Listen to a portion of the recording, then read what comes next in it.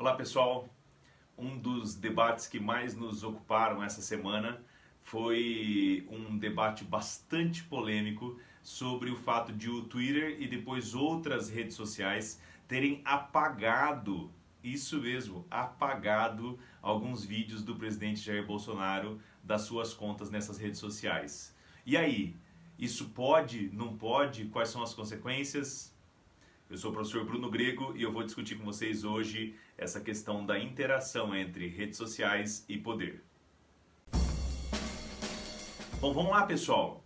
E aí, questão super polêmica, tá? Uma questão extremamente complexa e que aqui nesses vídeos diários eu vou dar um tom um pouco diferente para vocês.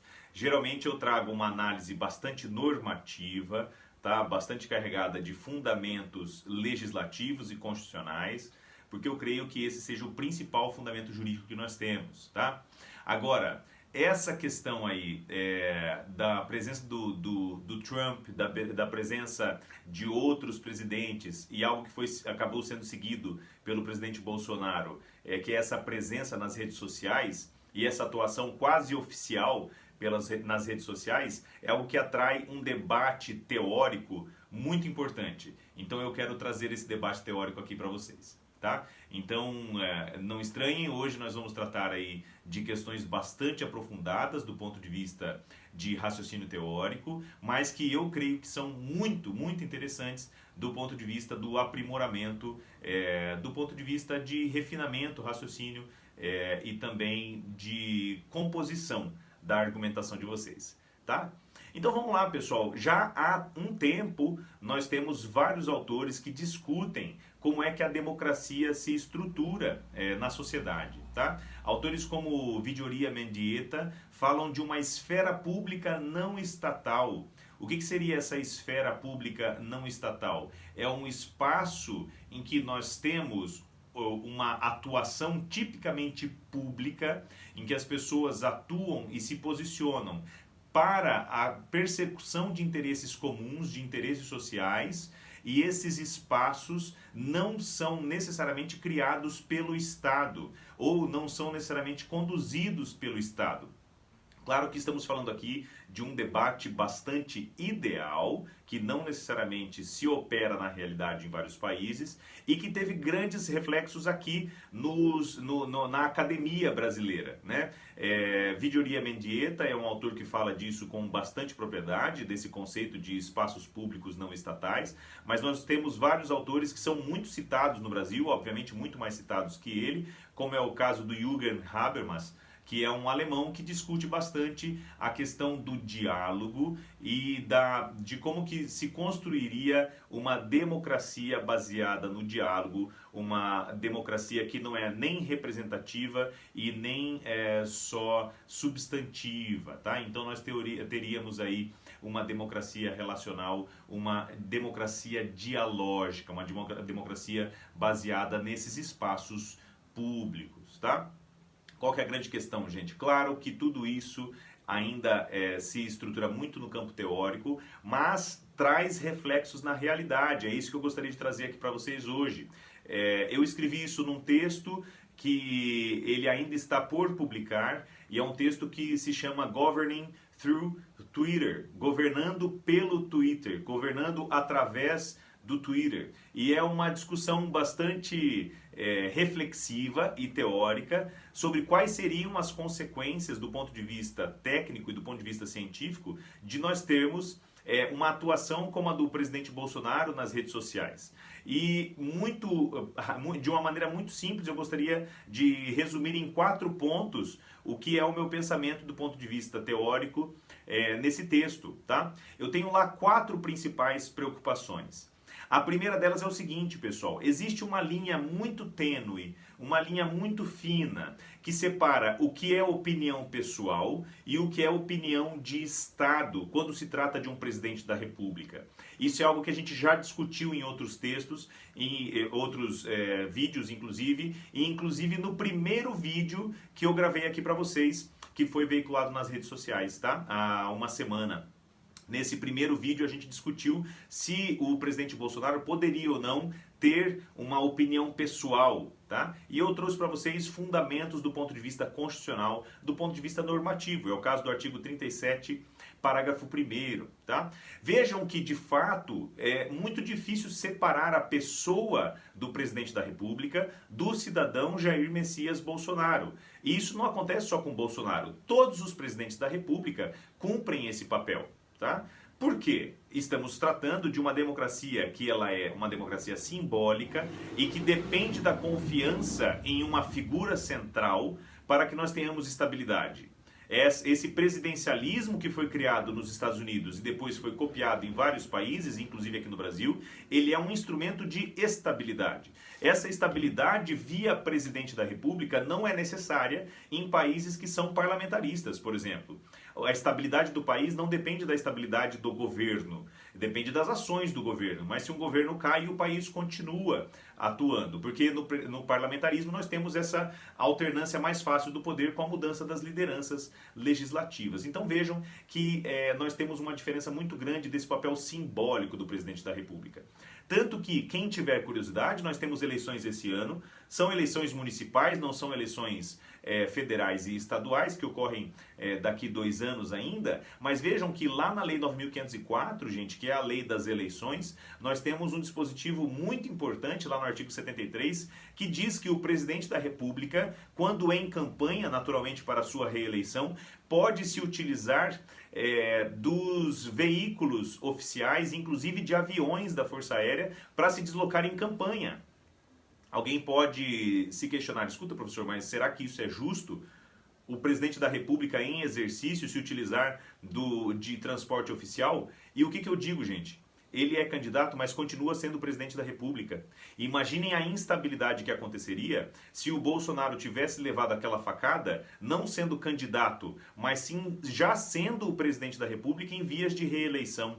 Nós teríamos ali no período que vai de setembro, ao final do dia 15 de agosto, que você já tem a confirmação das candidaturas, até o início de outubro, se tivesse acontecido alguma coisa com ele, se ele tivesse, por uma eventualidade, falecido, por exemplo, ou ficado tanto tempo no hospital, nós teríamos um problema muito grande de estabilidade no Brasil, porque o presidente da República, de uma hora para outra, por uma questão de segurança, deixa de estar exercendo o cargo. Então vejam que isso é um problema, existe uma linha muito fina entre o que é presidente da República e o que é aquele cidadão que naquele momento está ocupando o cargo de presidente da República. Isso me leva para uma segunda preocupação, que é a seguinte, gente. O fato de o presidente da República se postar em redes sociais como se cidadão fosse, gera uma pressão indevida na opinião pública. Por quê, gente? A opinião do professor Bruno Grego não vale 0,0001% da opinião de um presidente da República, pelo simples fato que o presidente da República é presidente da República. Portanto, se o presidente da República se manifesta nas redes sociais, tudo que ele faz tem um tom de oficialidade. Se o presidente da República está nas redes sociais, tudo que ele fala é interpretado como uma antevisão do que o Estado vai fazer. E isso gera problemas gravíssimos, porque o que ele fala pensando que pode ser opinião pessoal é tomado como ele falando oficialmente. Eu tive um comentário esses dias em um dos vídeos que eu gravei e a pessoa fez uma crítica que eu gostei muito, sempre são muito bem recebidas as críticas, em que essa pessoa disse o seguinte: olha, professor, eu não concordo contigo, porque quando ele falou uma gripezinha, ele estava sendo sarcástico, ele estava sendo irônico. E eu falei, o problema é justamente esse. Presidente da República não pode ser irônico, porque ele é presidente da República, né? Como diria o Sarney há muito tempo atrás, né? Existe uma liturgia do cargo, uma frase que hoje ficou muito popular. Então vejam que isso é um problema. A postura do presidente gera uma pressão indevida na opinião pública. Tá? Isso leva a uma outra consequência, pessoal, que é o que nós estamos vendo agora. Então vejam como que nós temos uma sequência de raciocínio e eu já posso fazer uma previsão para vocês depois. Tá? A minha terceira preocupação é a seguinte: a presença quase oficial de agentes públicos no Twitter faz com que essa plataforma seja um meio quase oficial de publicação. É quase como um diário oficial diário, né? Literalmente, né? Um microblog que é diário oficial. E isso causa um problema muito grande para nós, pessoal. Por quê? Porque nós temos o controle privado, porque não se esqueçam, gente, Twitter, Facebook, Instagram, todas essas plataformas, eles são privados, não são públicos. São empresas privadas. Agora, aqui no Brasil, a propriedade privada, que está lá no artigo 170, inciso 2º da Constituição Federal, quando a gente fala de atividade econômica, tem que cumprir uma função social, que está no inciso 3º. Então não se esqueçam que a propriedade privada de uma plataforma dessas não dá poderes absolutos para aquela plataforma, tá? Mas leva a que a plataforma tenha influência sobre ações oficiais. O presidente está sofrendo uma forma de censura agora? Sim, ele está sendo censurado por regras privadas. A plataforma tem regras e ele está descumprindo as regras privadas. A plataforma está censurando. Agora, ele pode reclamar dessa censura? Não.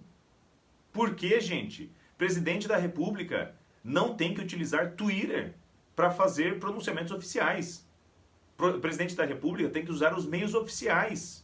Nós temos vários meios oficiais para isso. O presidente da República tem que ter um porta-voz que vai fazer pronunciamentos oficiais para a imprensa, via coletivas de imprensa, via notas oficiais, via comunicações oficiais em horário televisivo. Esse é o tipo de coisa que é a manifestação dele. Por quê? São meios que são controlados pelo Estado. E aí o Estado pode tornar esses meios oficiais de uma maneira consistente. O problema que aconteceu agora é que ele vai ter filtrado o que ele pode ou não falar, porque o que ele fala é contra as regras da plataforma, e a plataforma é privada. Não se pode dizer que o que a plataforma fez agora está errado, apesar de ser indevido, o que leva às nossas últimas preocupações. A minha última preocupação é que, diante de todo esse cenário e esse uso quase oficial dessas plataformas, nós devemos ter a atratividade de uma regulação estatal pesada sobre a atuação dessas plataformas. Então, as cenas dos próximos capítulos, muito provavelmente, serão relativas a uma intervenção estatal muito forte nessas plataformas, determinando ou buscando determinar o que elas podem ou não filtrar.